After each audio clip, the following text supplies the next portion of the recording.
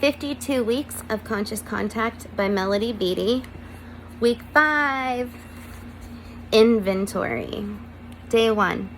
The first time I took an inventory of myself, it was because I had to. I was in a treatment program. A judge had sentenced me there. For as long as it takes, the treatment staff wasn't going to let me out until I sat down and took a look at myself.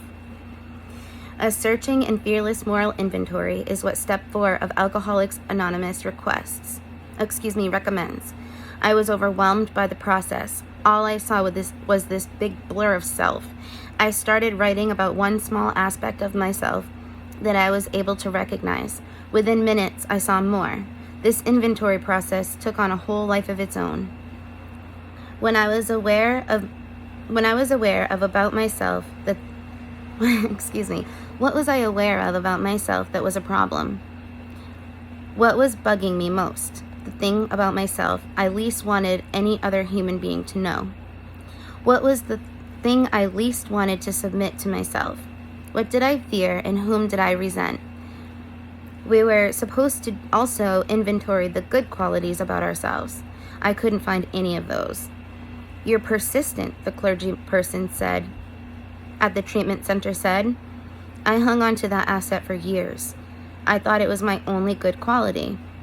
It's an interesting phenomenon how quickly and easy it is to see qualities we like in other people.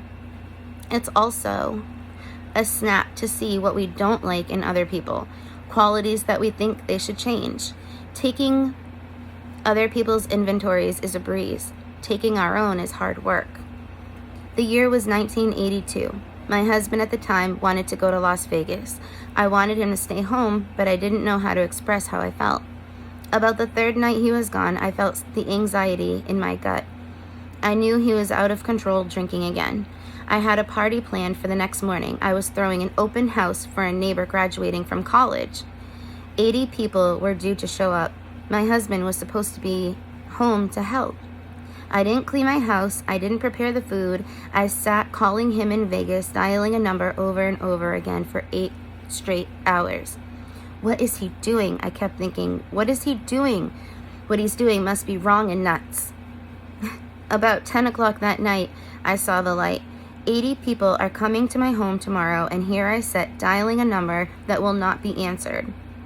He might be out of control, I thought, but what am I doing? It's crazy. Sometimes we need to take our own inventory, to get out of an uncomfortable, stuck place, to look at the patterns and see what's going on. Other times, looking at our own behaviors gives us the freedom to finally have and live our lives. Taking our own inventory doesn't have to be a big, gruesome job, although sometimes it is. Rather, it can be a way to stop pointing our finger at others and take responsibility for ourselves. Value. Call it taking stock of ourselves or cleaning our side of the street. Taking our own inventory is the value of this week.